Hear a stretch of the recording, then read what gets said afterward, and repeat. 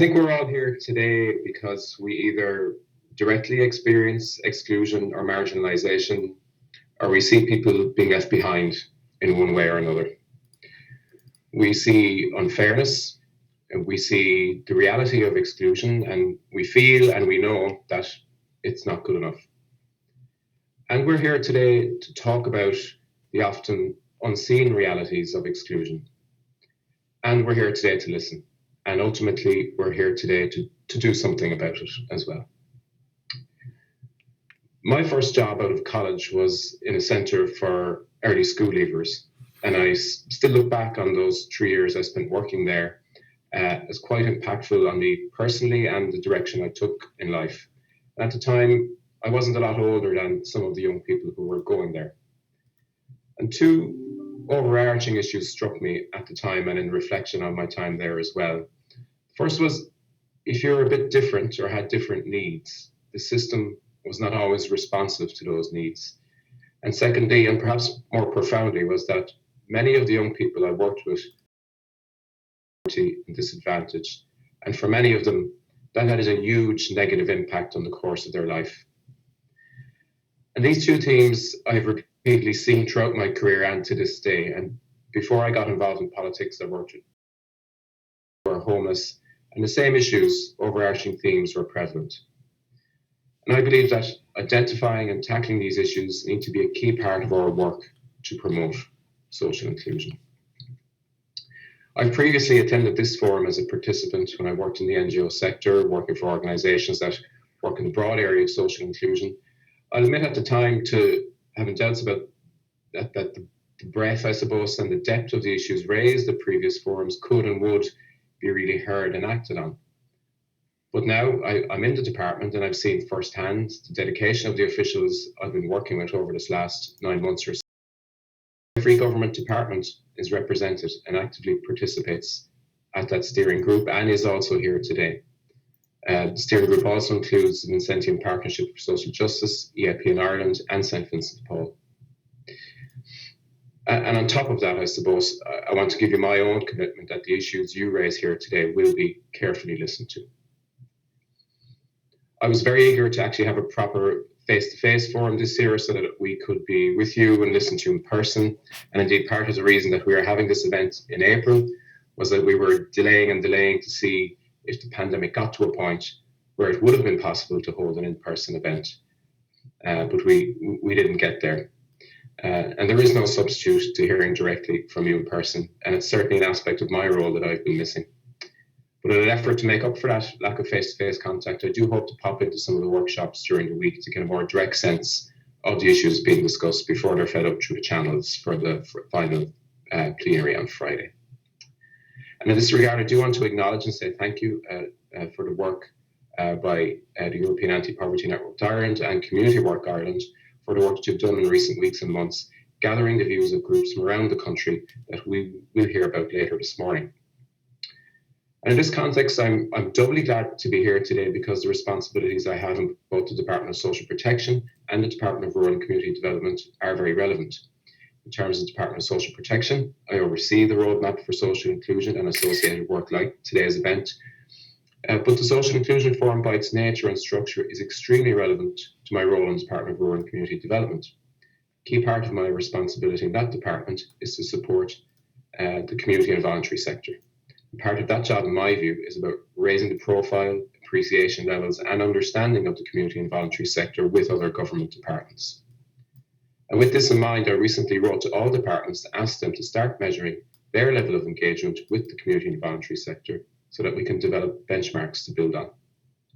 The community and voluntary sector, in my view, offers all government departments huge insight into such a breadth of issues, but of course also delivers services in very innovative and sophisticated ways. So I'm really glad that we have this event today to learn from your experiences in the sector and to help further the understanding of our work. Of course, I also have the advantage of having responsibility in the Department of Rural and Community Development for the SICAP programme, give its full name, the Social Inclusion and Community Activation Programme, which really is such a fundamental part of the state's intervention in this whole area of social inclusion. And I want to acknowledge the work of all the local development companies across the country, particularly over the last year, who've been implementing SICAP, and doing such invaluable work in reaching into disadvantaged communities and striving to facilitate inclusion. And I'm delighted that my colleague Paul Geraghty, who oversees SciCap in the department, will talk to you more this morning about the programme, as I do think we need to shout more about the good work being done there. Now, the last Social Inclusion Forum was almost 2 years ago in May 2019. A lot has changed since then. The current roadmap for social inclusion was published in January last year. We've had a general election and a new programme for government with very significant additional commitments in the area of inclusion, a new and very relevant government department in Minister Harris's department, and of course the pandemic, which has taken the lives of almost 5,000 people now and turned our lives upside down. The roadmap is up for review next year, and given the dramatically changed context we now find ourselves in, I think it's important now to focus on actual implementation of the roadmap. There are early indications of the nature of the impact of the pandemic on social inclusion, and later this year, when we get results for the CSO's 2020 survey on income and living conditions, we will get a fuller picture of the impact of the pandemic. The survey data published last year on the situation in 2019 actually showed a marginal increase in deprivation. And this was after a number of years of economic growth. So clearly, we need to do something different. But in the meantime, we know a lot of what we need to do, and we need to start acting on that. Indeed, some of the commitments in the roadmap have become even more relevant over the last 12 months. The steering group for the roadmap has met twice and will be meeting again in July. I've also presented to the Joint Oireachtas Committee on the roadmap, and today's event, I think, will add more urgency to its implementation. Interestingly, the roadmap sets out a definition of social inclusion for the first time, and it's worth reiterating. Social inclusion is achieved when people have access to sufficient income, resources, and services to enable them to play an active part in their communities and participate in activities that are considered the norm for people in society in general. It's no harm for us to revisit that definition over the course of this week. It does highlight the positive difference that policy can and should make in people's lives and in society. It aims to enhance and complement the range of cross-government strategies that are already in existence and inform the development of new strategies to ensure that poverty reduction and social inclusion remain at the heart of all government policy. There are various metrics and targets in the roadmap for social inclusion for measuring rates of progress on inclusion. Retention rates in second-level education, for example, employment rates for people with disabilities is another. But the one I tend to go back to is the measurement and target of consistent poverty.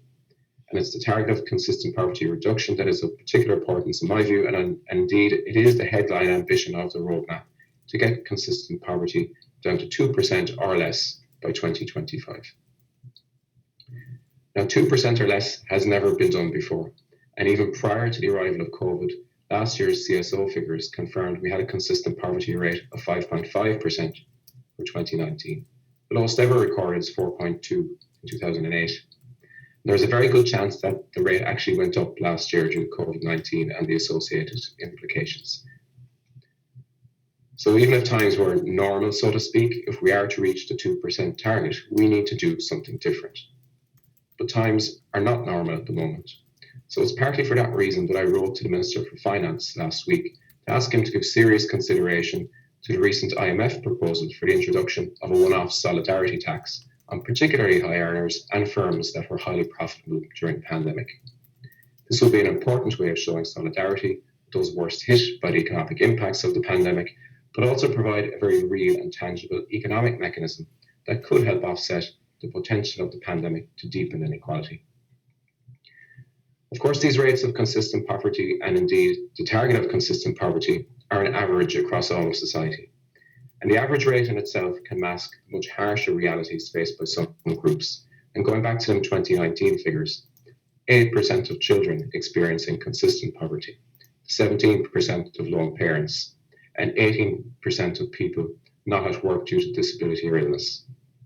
These are three groups that I think warrant specific attention. And averages can tell us the stories of more specific groups as well, and this is the case with travellers, I feel.